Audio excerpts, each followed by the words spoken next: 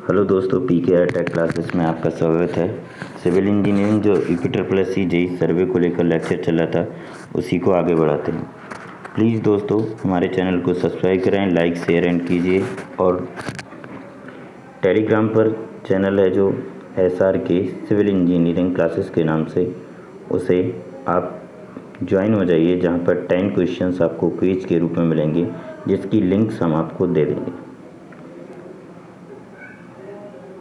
अब सर्वे जहाँ कंप्लीट हो गई थी कल मतलब उससे हमने रिलेटेड जो टर्म्स पढ़े थे वो सारी चीज़ें पढ़ ली थी। फंडामेंटल चेन सर्वे के इक्विपमेंट पढ़ रहे थे। चेन सर्वे के कौन कौन से इक्विपमेंट होते हैं। इक्विपमेंट स्टार्ट करने से पहले एक पॉइंट है आपका चेनेज।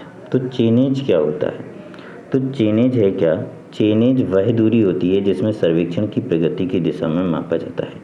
यानी कि एक आपका स्टार्टिंग पॉइंट है, ये आपका कौन सा पॉइंट है? Starting point. आप यहाँ तक आपको बी तक पहुँचना है। तो चेनेज वह दूरी है, यानी कि स्टार्टिंग पॉइंट से सर्वेक्षण जिस दिशा में बढ़ रहा होता है जिस दिशा में बढ़ रहा होता है उसी दिशा में मापी गई दूरी होती है। चेनेज वह दूरी होती है जिसमें सर्वेक्षण की प्रगति की दिशा में मापा जाता है। चेनेज वह दूरी है, ए से बी की दूरी जो होगी उसे हम चेनेज कहते हैं। चेनेज वह दूरी है जिसे सर्वेक्षण की प्रगति की दिशा में मापा जाता है। यह स्टार्टिंग पॉइंट से वेल डिफाइंड पॉइंट के बीच की दूरी होती है। तो वेल डिफाइंड पॉइंट यानी कि जो आपको स्पष्ट क्लियर पॉइंट की स्थिति पता हो, जो ऐसा पॉइंट जो क्लियर आपको दिखाई दे रहा हो, विजिबल हो, यानी कि जिस पॉइंट की स्थिति क्लियर स्पष्ट हो, तो उसे कहते हैं हम वेल डिफाइंड पॉइंट। उसे हम क्या कहते हैं? Well defined point. तो यह स्टार्टिंग पॉइंट से वेल डिफाइंड पॉइंट के बीच की दूरी होती है। चेनेज लीनियर प्रोजेक्ट में उपयोग करते हैं। चेनेज किस में? केवल लीनियर प्रोजेक्ट, जैसे कि रेलवे, यानी कि रेलवे डलती है तो रेलवे लाइंस काफ़ी लंबाई में डलती है, यानी कि लेंथ में जो डलती हैं लीनियरली, जिनकी माप की जा सकती है। हाईवे भी लेंथ में डलते, कैनाल भी लंबाई में बनती। तो ये सारी चीज़ें चेनेज जो होता है वो लीनियर प्रोजेक्ट पर प्रयोग किया जाता है। चेनेज का उपयोग कहाँ करते? इंपॉर्टेंट फीचर्स ऑफ रिप्रेजेंट करने में। यानी कि चेनेज कहाँ किए जाते हैं? इंपॉर्टेंट फीचर्स को रिप्रेजेंट करते हैं। तो सीधी सीधी बात है, जैसे ए से बी, तो ए से बी के बीच कितने भी इंपॉर्टेंट फीचर्स होंगे तो उनके बीच की दूरी ज्ञात करना ही हमारा चेनेज कहलाता है। ठीक, अलोंग द सर्वे लाइन भी चेनेज कहलाता है। तो आपका चेनेज को डिफाइन करने की स्थिति में चेनेज कितने हैं? चेनेज वह दूरी जिसमें सर्वेक्षण की प्रगति की दिशा में मापा जाए। यह स्टार्टिंग पॉइंट से वेल डिफाइंड के बीच की दूरी होती है। चेनेज लीनियर प्रोजेक्ट में उपयोग करते, जैसे railway, highway, canal etc। Chainage का उपयोग इंपॉर्टेंट फीचर्स को रिप्रेजेंट करने में किया जाता है। अब आता है चेन सर्वे में सबसे इम्पोर्टेंट पहला जो इंस्ट्रूमेंट है आपका, वो कौन सा आता है? इक्विपमेंट चेन को हम जरीब या भूनाप की भी कहते हैं। चेन को हम जरीब या भूनाप की भी कहते हैं। तो भूनाप की भी कहते हैं। तो चेन क्या होती है? चेन जरीब या भूनाप की कहलाती है। जमीन की पैमाइश के लिए जरीब का प्रयोग पुराने समय से होता आ रहा। चेन के संबंध में एक टर्म्स है, जमीन की पैमाइश के लिए। जमीन की जब भी कभी नाप की जाती थी तो पहले से ही जरीब का प्रयोग पुराने समय से होता आ रहा है, यानी कि काफ़ी पुराने से। जरीब एक फारसी उर्दू शब्द है। कौन सा? जरीब एक फारसी उर्दू शब्द है जिसका अर्थ होता है भूनाप की, यानी कि चेन का मतलब ही भूमि नापन।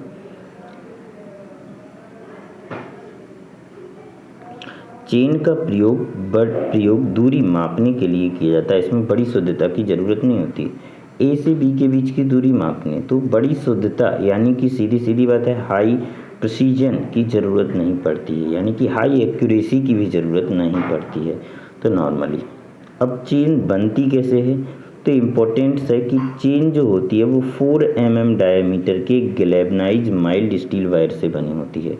गैल्वेनाइज्ड यानी कि जस्तीकृत माइल्ड स्टील। जस्तीकृत जो माइल्ड स्टील होता है मृदु इस्पात वायर की बनी होती है। तो आपको याद रखना है कि जो लिंक्स बनी होती है वो 4 mm डायमीटर की गैल्वेनाइज्ड माइल्ड स्टील वायर से बनी होती है। गैल्वेनाइज्ड माइल्ड स्टील वायर से बनी होती है। क्लियर। जो लिंक्स बनी होती है, लिंक्स किस तरीके से बनी होती है, एक उसका बीच में जो होता है वो सेंटर में जो सेंटर सर्किल होता है, वन सर्किल रिंग में एक गोल होता है और उसके जो बगल से होते हैं वो टू ओवल शेप के होते हैं, दो अंडाकार आकार के होते हैं। यानी कि बीच में जो लिंक्स होती है तीन को मिलाकर एक कड़ी के रूप में बनती हैं, इस तरीके से जुड़ती हैं। तो याद रखेंगे ये मिड वाली जो होती है एक सर्कुलर रिंग होती है, हर रिंग में एक सर्कुलर रिंग होती है, सर्कुलर रिंग होती है।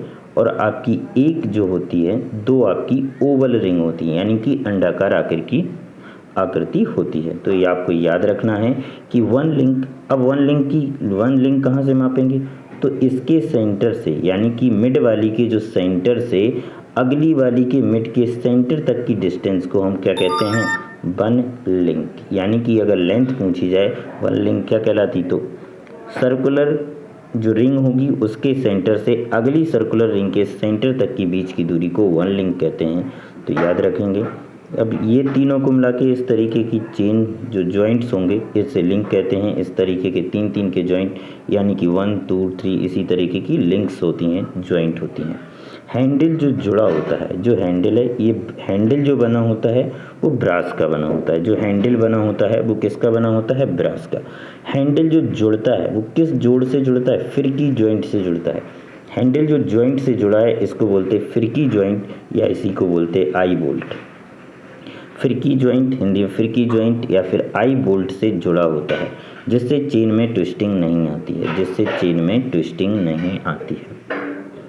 तो चेन से रिलेटेड जो आपको याद रखने पॉइंट हैं कि जो चेन होती है, जो चेन की लिंक्स बनी होती है, यानी कि 4 mm डायमीटर की गैल्वेनाइज्ड माइल्ड स्टील वायर की बनी होती है। इसमें 1 सर्कुलर रिंग होती है, 2 ओवल रिंग होती हैं, ठीक। तीन तीन के मिलकर के जो ग्रुप्स में बनती हैं। तो आपसे पूछा जाए वन लिंक की लेंथ कितनी होती है, तो सर्कुलर रिंग के चेन के सर्कुलर रिंग के सेंटर से अगले चेन रिंग के सेंटर तक की लेंथ को वन लिंक्स कहते हैं। लिंक्स को जोड़ने पर, कई लिंक्सों को में जोड़ने पर चेन बनती है। लिंक्स फ्लेक्सिबिलिटी प्रदान करती है। लिंक्स जो होती है फ्लेक्सिबिलिटी प्रदान करती है। जो चेन में लिंक्स होती है उसी के कारण चेन फ्लेक्सिबिलिटी, यानी कि फैलती आसानी से, तो लिंक्स के कारण ही चेन फैलती है। हैंडल में जो जॉइंट्स होता है, हैंडल जो बना होता है वो ब्रास का बना होता है। हैंडल किसका बना होता है, ब्रास का। जो जॉइंट होता है उसको हम फिरकी जॉइंट कहते हैं या फिर आई बोल्ट भी कहते हैं, जिससे चेन में ट्विस्टिंग नहीं आती है। फिरकी जॉइंट कहते हैं, आई बोल्ट भी कहते हैं। चेन के हैंडल पर चेन की लंबाई लिखी हुई होती है। आपसे पूछा जाए चेन की लंबाई कहाँ लिखी, तो चेन के हैंडल पर लिखा हो रहता है 20 मीटर की चेन है या 30 मीटर चेन है, 100 फुट की चेन है। जितनी भी लेंथ की चेन होगी वो चेन के हैंडल पर लिखा होगा आपको कि चेन की लेंथ कितनी है। नापेंगे कैसे, तो सीधी सीधी बात है, हैंडल के आउटर, हैंडल, ये हैंडल है, इसका आउटर है, इसका एक सिरा और होगा तो उसके आउटर से आउटर तक, तो हैंडल के आउटर से आउटर तक की जो डिस्टेंस होगी, आउट टू आउट जो होगी, उसे हम कहेंगे चेन लेंथ, ठीक। चेन के मध्य में लिंक्स की दूरी पढ़ने के लिए उचित अंतराल पर ब्रास की टैक्स या टैली लगाई जाती हैं, जिसे हम टैक्स, देखिए टैक्स कहते हैं या फिर हम टैली कहते हैं, टैक्स, टैली, या फिर हम इसी को हिंदी में टिक्की कहते हैं, ठीक। तो ब्रास की टैक्स लगी होती हैं, ठीक, ब्रास की टैक्स लगी होती हैं। तो इसमें आपको इम्पोर्टेंट जो पॉइंट्स हैं ये आपको चेन में आपको याद रखने हैं। तो सबसे पहला पॉइंट आपको याद रखना है कि लिंक किसकी बनी होती हैं, कितनी होती हैं, 3 होती हैं। हैंडल किससे जॉइंट होता है, क्यों होता है, किसके कारण, तो चेन में हैंडल की चेन लेंथ लिखी होती है। मापी कैसे जाती है, मध्य में लिंक की पढ़ने के लिए उचित अंतराल पर टैक्स लगी होती हैं,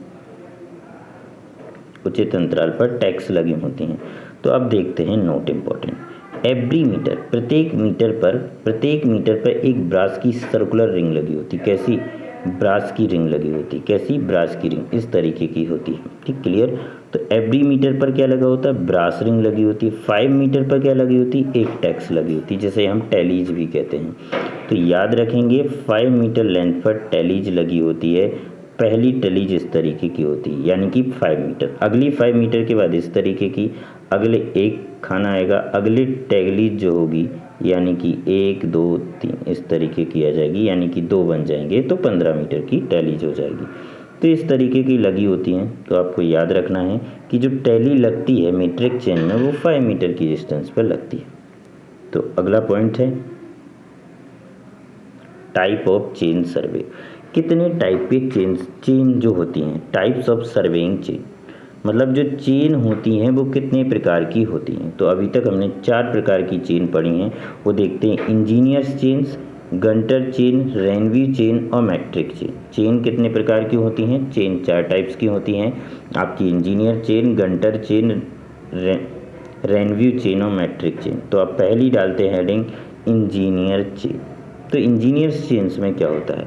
इंजीनियर चेन्स की जो लेंथ होती है वो कितनी होती है? 100 मीटर। इंजीनियर चेन्स की लेंथ कितनी होती है? इंजीनियर चेन की लेंथ कितनी होती है? 100 मीटर। लिंक्स कितने होते हैं? 100 मीटर। 1 लिंक की लेंथ कितनी हो गई? जब 100 लिंक्स हैं 100 फीट है, तो 1 लिंक्स बराबर 1 फीट।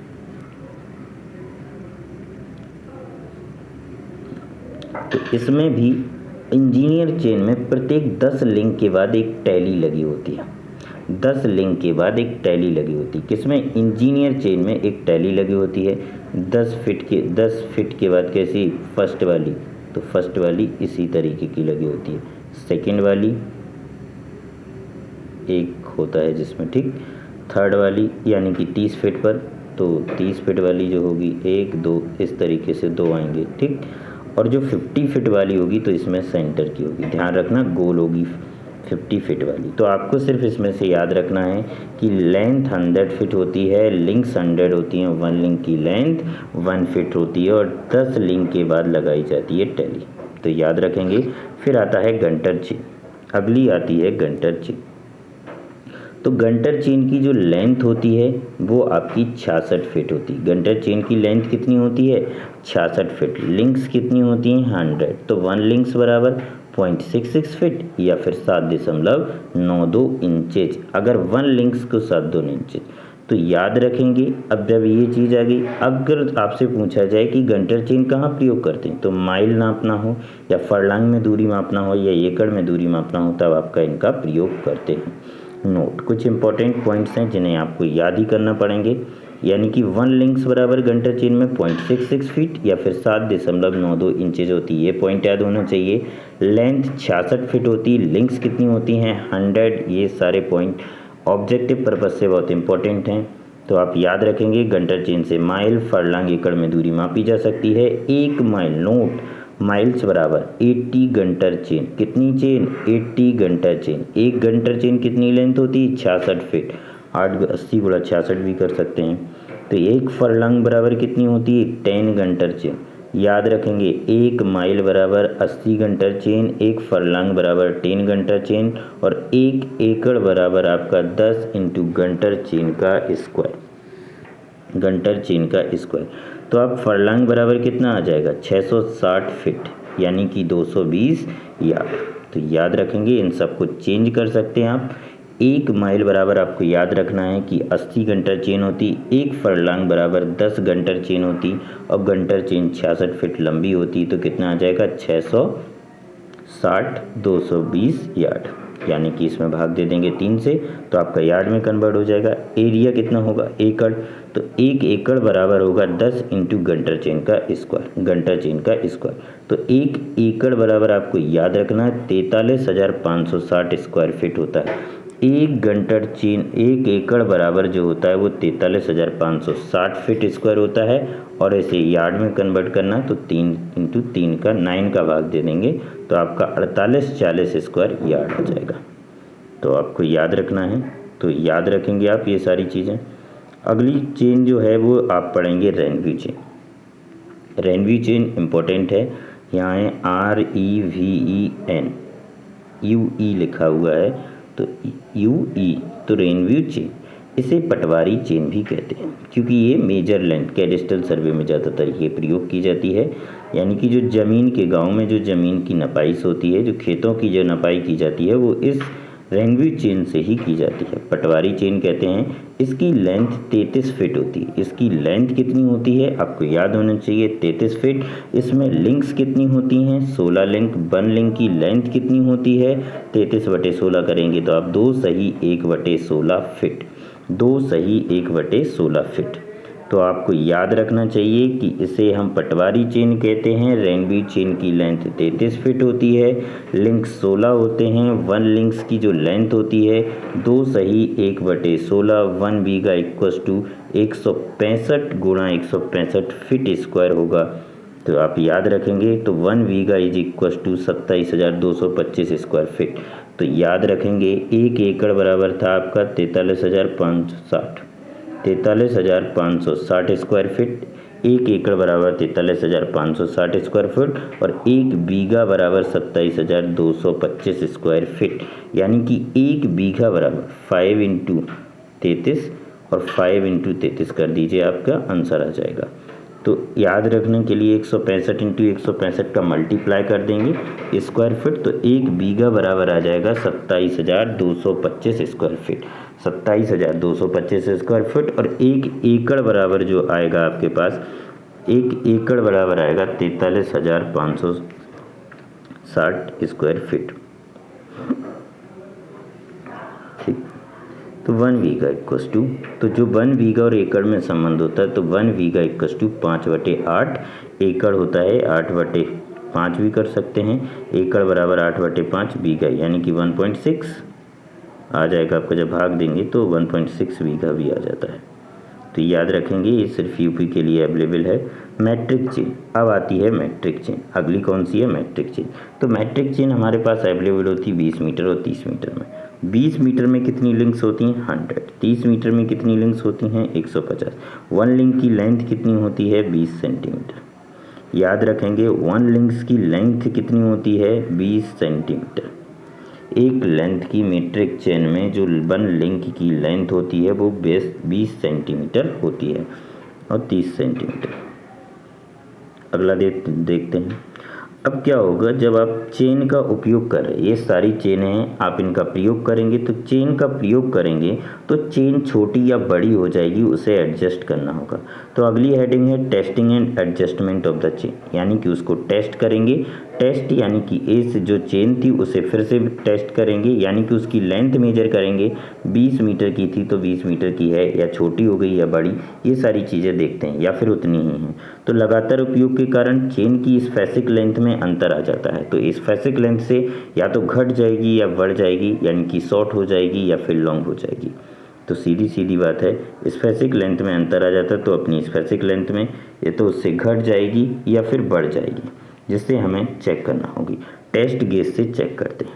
तो टेस्टिंग किससे करते हैं, टेस्ट गेज से चेक करते हैं, टेस्ट गेज से चेक करते हैं। टेस्ट गेज का मतलब ये है कि कोई प्लेटफॉर्म बना हुआ होता है, जब गेज रहता है 20 मीटर की एक लेंथ का पर्टिकुलर यहाँ पे तार लगे हुए होते हैं कि ये 20 मीटर है। वहाँ पे कहीं पर एक प्लेटफॉर्म पर 20 मीटर का साइन बना होता है, जिस पर वो वहाँ पर उसका साइन बने होते हैं और लगे होते हैं। ठीक है, साइंस बने होते हैं, वहाँ पे आप चेक करते हैं, उसे हम कहते हैं टेस्ट गेज। मान लीजिए जब चेन की लेंथ की लंबाई बढ़ गई हो, मान लीजिए जैसे 20 मीटर की चेन है और वो हो गई है 20.20 मीटर। नापने के बाद देखा तो 20.2 तो बढ़ गई है। तो इसको लंबाई को 20 मीटर करना है, यानी कि कम करना है। तो क्या करेंगे, जो गोल खुल गए होंगे, रिंग्स जो होंगे चौड़े हो गए होंगे, उनको पीट कर बंद कर देंगे। यानी कि जो रिंग्स जो तन रहे होंगे, लिंक्स के जो तानेंगे, तो ये जो लिंक्स होंगे ये खुल जाएंगे। सर्कल तो सर्कल ही रहेगा, जे वाले थोड़ा सा हल्का सा खुल जाएंगे। तो इन्हें क्या करोगे, वापस सेम पोजीशन पे लाओगे, यानी कि जो चपटे हो गए हैं उनको पीट करके गोल कर देंगे। चपटे छल्लों को पुनः असली रूप में लाने की कोशिश करेंगे। बड़े आकार के जो छल्ले होंगे उन्हें निकाल के हटा देंगे, छोटे आकार के छल्ले डाल देंगे, यानी कि नए ऐड कर देंगे। तो हत्थे के पास वाली कड़ी को बदल देंगे, कड़ी की लंबाई भी कम होती है, समायोजन कड़ी कहते हैं, जिसे समायोजन कड़ी कहते हैं। तो जब चेन लेंथ कम करनी हो तो क्या क्या करेंगे, खुले हुए रिंग्स के मुँह हथौड़े से पीट कर बंद कर देंगे। चपटे छल्ले को पुनः असली रूप में लाएंगे, निकाल कर छोटे व्यास में डाले जाएंगे। हत्थों के पास वाली कड़ी को बदलकर अन्य कड़ियों में कम होती है समायोजित करेंगे। तो ये सारी चीज़ें करेंगे। जब चेन लेंथ बढ़ानी हो तो क्या करेंगे, अब हमें चेन लेंथ बढ़ानी है, शॉर्ट हो गई है यानी कि कम हो गई है तो उसे बढ़ानी है। मान लीजिए 19.8 हो गई है, तो इसको हमें कितना करना, 20। तो अभी क्या करेंगे, जो लिंक्स मुड़ गई हैं यानी कि टेढ़ी हो गई हैं या फिर गोल हो गई छोटी, उन्हें सीधा कर देंगे। गोल छल्लों को पीट कर चौड़ा कर देंगे, चपटा कर देंगे, जिससे वो लंबाई बढ़ जाए। छोटे छल्ले निकाल कर बड़े छल्ले डाल देंगे, जिससे लंबाई बढ़ जाएगी। हत्थों के पास वाली कड़ी समायोजित कर देंगे। तो ये सारी चीज़ें, तो ये तो नॉर्मल सी चीज़ें हैं, लेकिन इम्पोर्टेंट पॉइंट आपको याद रखना है कि 20 मीटर की जो चेन होती है उसमें जो हम टॉलरेंस लेंगे यानी कि जो आपके पास छूट होगी अनुमेय सीमा तक, तो वो ±5 mm तक, यानी कि अगर ±5 mm अगर चेन डिफ्लेक्ट होती है तो कोई डिफ्लेक्शन नहीं माना जाएगा। 20 मीटर की चेन का जो टॉलरेंस है वो ±5, 30 मीटर का है ±8 और 1 मीटर का है ±2। तो ये डायरेक्ट ऑब्जेक्टिव में आ सकते हैं आपका टॉलरेंस, यानी कि ध्यान रखना 20 मीटर की चेन में कितना आप छूट दे सकते हैं। छूट की जो सीमा होती है वो दे सकते हैं, तो ±5 mm, 30 मीटर चेन में ±8 mm और 1 मीटर चेन में ±2 mm। चेन टेंशन में चेन को तानते हैं तो उस पर जो टेंशन बल लगाया जाता है वो कितना लगाया जाता है, 80 न्यूटन का। कितना, 80 न्यूटन का, या 8 kgf से चेन खींचना चाहिए। कितने से, 8 kgf से चेन खींचना चाहिए। अगर दोस्तों वीडियो पसंद आए तो लाइक शेयर एंड सब्सक्राइब जरूर कीजिए हमारे चैनल को, और अगर जो अभी नया जुड़ा हो वो प्रीवियस वीडियो देखने के लिए प्लेलिस्ट में जा सकता है, जहाँ से सर्वे कंप्लीट भी कर सकता है अपनी। थैंक यू दोस्तों। अगर वीडियो पसंद आए तो लाइक शेयर एंड सब्सक्राइब कीजिए और हमारे टेलीग्राम चैनल से ज़रूर जुड़ जाइए, जहां पर 10 क्वेश्चन सिविल के प्रतिदिन आपको मिलेंगे। SRK सिविल इंजीनियरिंग क्लासेस के नाम से है, SRK सिविल इंजीनियरिंग क्लासेस के नाम से है हमारा टेलीग्राम चैनल, जिसकी लिंक हम आपको शेयर कर देंगे। थैंक यू दोस्तों।